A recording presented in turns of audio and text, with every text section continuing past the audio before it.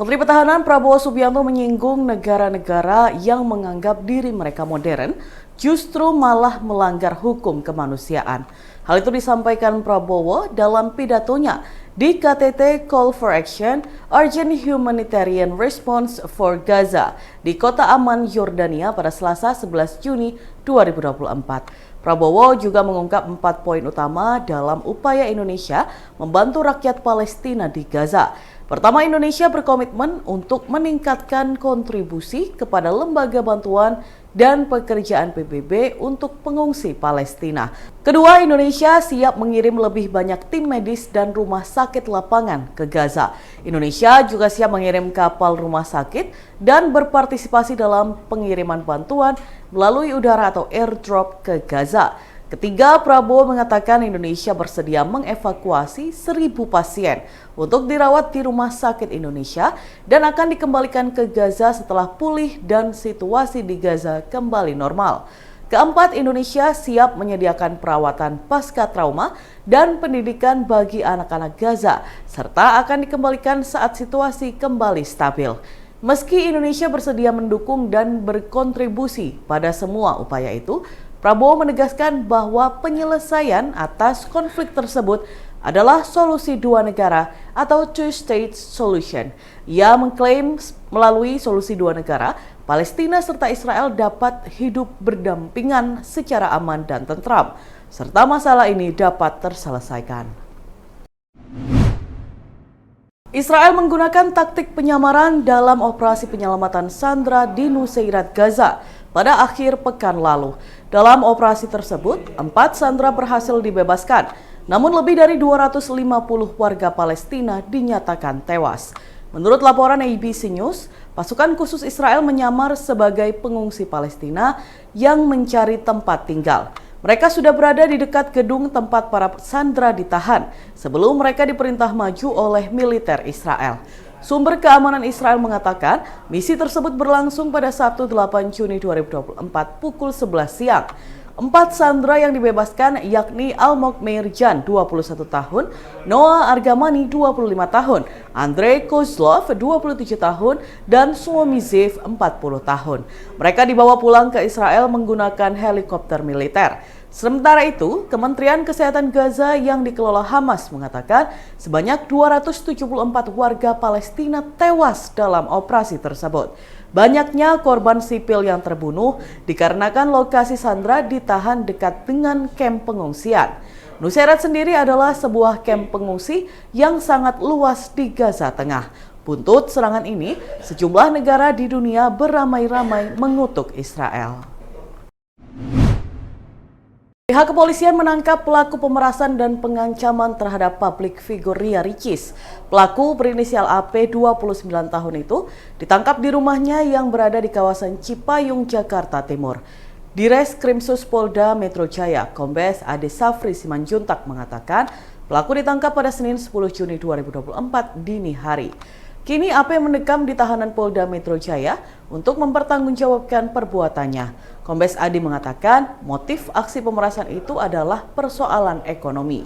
Pelaku pengancaman dan pemerasan terhadap Ria Ricis ternyata merupakan seorang pengangguran. Polisi menyebut AP tidak memiliki pekerjaan tetap. Meski begitu, polisi masih mendalami kasus apakah ada motif lain dari aksi yang dilakukan AP. Adapun sebelumnya, Ria Ricis melapor ke Polda Metro Jaya bahwa ia diperas sebanyak 300 juta rupiah. Ia mengaku foto pribadinya akan disebar jika tidak diberi uang senilai yang diminta. Saat ini AP sendiri sudah ditahan pihak Polda Metro Jaya. Ia dijerat pasal 27B ayat 2, junto pasal 45 dan atau pasal 30 ayat 2, junto pasal 46 dan atau pasal 32 ayat 1. Junto pasal 48 Undang-Undang Nomor 1 Tahun 2024 tentang perubahan kedua atas Undang-Undang Nomor 11 Tahun 2008 tentang informasi dan transaksi elektronik. Selama 7 tahun apartemen yang dijanjikan tak kunjung dibangun. Bos pengembang apartemen di Surabaya Timur ditangkap anggota Ditreskrimum Polda Jatim. Tersangka berinisial H yang menjabat sebagai Direktur Utama PT BWN. Apartemen yang berlokasi di Jalan Kejawan Putih Tambak, Mulyorejo, Surabaya telah terjual 112 unit. Satu unit apartemen dihargai sekitar 342 juta rupiah, sehingga total kerugiannya menjadi 8,58 miliar rupiah. Kasubdit 4 Renakta Ditreskrimum Polda Jatim AKBP Wahyu Hidayat mengatakan, tersangka meyakinkan para calon pembeli bahwa apartemen yang akan dibangun nanti memiliki sejumlah kelebihan. Belakangan diketahui apartemen tersebut gagal dibangun oleh perusahaan tersangka dalam kurun waktu 7 tahun lamanya, dikarenakan proses pembebasan lahan tanah yang bermasalah.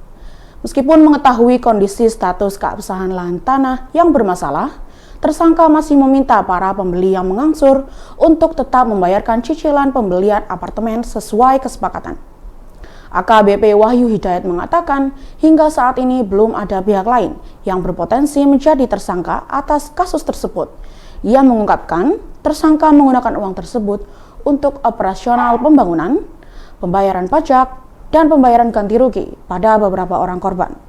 Tersangka mengatakan, ia berupaya sekuat tenaga untuk mengembalikan uang para pembeli. Dari 125 orang, hanya 70 pembeli yang uangnya berhasil dikembalikan. Sedangkan 55 orang lainnya dengan nilai kerugian sekitar 5,6 miliar rupiah belum dikembalikan karena uangnya telah habis.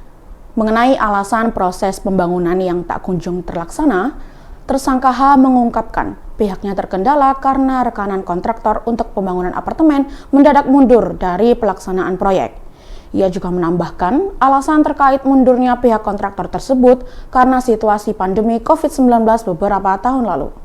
Dan Tribuners, berikut kita simak bersama penuturan Kasubdit 4 Renakta Ditreskrimum Polda Jatim AKBP Wahyu Hidayat dan tersangka H. Untuk tersangka yaitu saudara H atau B, kami sampaikan di sini untuk modus operandinya yaitu, jadi tersangka ini selaku Direktur PT Bumi Wahana Nusantara menawarkan proyek pembangunan apartemen Escovia. Nah, ini namanya apartemennya Escovia yang berlokasi di Jalan Kejawan Putih Tambak 9A nomor 2 Kecamatan Mulyorejo, Kota Surabaya. Ini dia dengan membuat brosur serta mengadakan acara produknya, kemudian pemasaran apartemen Escovia dijelaskan cukup strategis yang berada di tengah kota, dekat dengan Mall Eskos. Ini di dekat kampus ITS.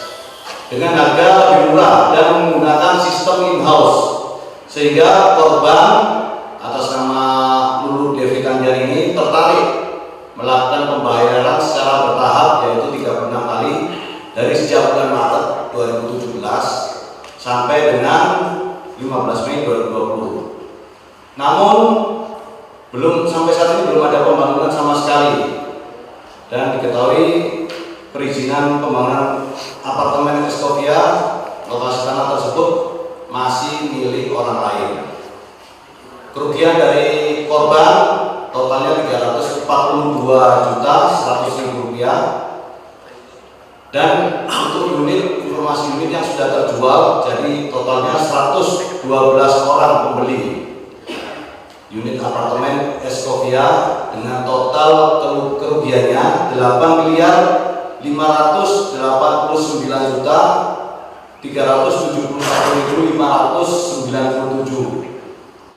Rasional aja kok. Kita nggak pakai, sumpah saya demi Allah saya nggak sumpah. Memang saya tidak niat untuk menipu. Dan memang surat perizinan sudah berjalan. Sebetulnya kita surat itu 125 itu sudah 70 kita kembalikan. Sudah saya sampaikan ke Pak Menjintik, Pak Dimas. Itu sisanya ada 40 yang hanya ini yang belum saya bayar 5,6 M sampai hari ini. Soal tanah yang belum bebas itu kenapa? Nah, karena bukan nggak beres, itu tanah itu kerjasama. Dan sudah sepakat dengan ahli waris semua, sudah tangan semua di MOU, di notaris semua, tidak ada masalah. Terus sekarang kok belum dibangun kenapa, Pak? Karena COVID. Kita sudah ada MOU dengan kontraktor waskita, ternyata waskita mundur karena memang nggak proses. Tadi ada sama waskita? Iya, kayak sama kita, tapi nggak bisa lanjut karena memang COVID ini. Ya, mohon doa, terima kasih. Yang lain nggak ada masalah, saya bersumpah, saya tidak niat untuk makan uang ini. Memang karena keadaan situasi seperti ini, kita dagang nggak ada yang motor seperti ini ya. Kecelakaan lalu lintas melibatkan sepeda motor Honda Supra dan truk box Isuzu bermuatan tepung di Jalan Maijen Sungkoro, Kelurahan Kraton, Kota Bangkalan terjadi pada Selasa 11 Juni 2024 sekitar pukul 12:15 waktu Indonesia Barat. Pengendara motor Haris Gunawan 44 tahun, warga Jalan R.E. Marta Dinata, Kelurahan Lajah, meninggal dunia di lokasi kejadian dengan luka di bagian kepala. Warga yang berada di sekitar lokasi menyebutkan bahwa korban tersebut adalah seorang guru di SDN 3 Kraton, Jalan Jokotole, yang hanya berjarak tidak lebih dari 200 meter ke arah timur dari lokasi kejadian. Adapun Jalan Jokotole dan Jalan Maijen Sungkono merupakan jalur satu arah. Korban yang kala itu mengenakan seragam PNS mengendarai motor bernopol M3788HM melaju dari arah barat atau dari arah berlawanan. Hal itu dibenarkan oleh Kepala Jaga Unit Laka Lantas Polres Bangkalan, Aibtu Bukhari. Truk box bernopol B9197SCA yang dikemudikan HD 27 tahun, warga Kecamatan Omben, Kabupaten Sampang diduga tidak bisa menghindar ketika laju motor tiba-tiba bergerak melambung ke arah kanan karena jarak terlalu dekat. Untuk diketahui, sepanjang Jalan Jokotole yang terhubung langsung dengan Jalan Maijen Sungkono merupakan jalur padat lalu lintas. Selain SDN 3 Kraton, dua kawasan itu merupakan area perniagaan mulai dari toko, menjual kebutuhan pokok, seragam sekolah, apotek, toko spare part, sepeda motor, hingga bengkel mobil. Tubuh pengendara motor sempat terseret hingga sejauh 8 meter dan meninggal dunia di lokasi. Pihaknya pun mengimbau agar pengendara lebih tertib berlalu lintas untuk mengurangi angka laka lantas. Dan Tribuners, berikut kita simak bersama wawancara dengan petugas jaga unit Laka Lantas Polres Bangkalan, Aibtu Bukhari. Betul, memang telah terjadi kecelakaan di Jalan Raya Maijen Sungkono, Kelurahan Kraton, Bangkalan. Dengan kronologi sepeda motor Honda Supra berjalan melawan arah dari barat ke timur. Sesampainya di tempat kejadian, dia bergerak ke kanan karena ada sepeda motor parkir di tepi jalan sisi barat. Setelah itu bertabrakan dengan kendaraan truk box Isuzu Elf yang berjalan dari arah timur ke barat. Itu semua terseret? Sempat untuk mengendarai sepeda motor terseret oleh kendaraan truk tersebut. Berapa meter kira-kira? Kira-kira kurang lebih 8 meter. Kondisi korban seperti apa? Untuk kondisi korban meninggal dunia di tempat kejadian. Luka parah pada bagian? Lukanya di bagian kepala. Korban guru atau siapa? Untuk korban sesuai dengan identitas adalah PNS.